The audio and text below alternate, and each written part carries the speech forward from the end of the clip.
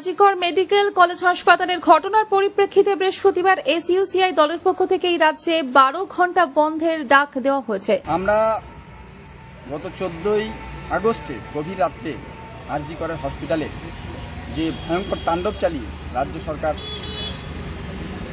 ধর্ষক ও খুনিদের পক্ষে প্রমাণ লোপাটের চেষ্টা করেছে, তার বিরুদ্ধে রাজ্য জুড়ে ধর্মঘট ডেকেছে আমাদের দল এসইউসিআই কমিউনিস্ট। আমরা সারাদিন ধরে প্রচার করছি, হ্যান্ড মাইক নিয়ে প্রচার চলছে।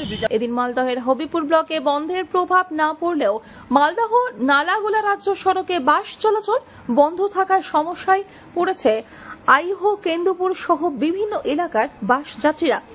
বাস বন্ধ থাকায় যাত্রীরা গাড়ি ভাড়া করে ছাদে চেপে কেউ ভ্যানে করে পাড়ি দিচ্ছেন গন্তব্যস্থলে। এর জন্য যাত্রীদের বাড়তি ভাড়া দিতে হচ্ছে বলে অভিযোগ। যেতে পারছি না, গাড়ি চলছে না সকাল থেকে? গাড়ি সকাল থেকে চলছে না। এখন কি করবা? এখন ওটাই ভাবছি যে কি করবে, গাড়ি আসলে না আসলে টোটো যাচ্ছে, অনেক ভাড়া লাগছে।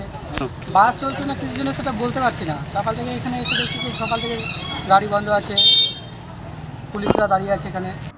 মালদহ থেকে দেবু সিনহা রিপোর্ট, আনন্দ বার্তা।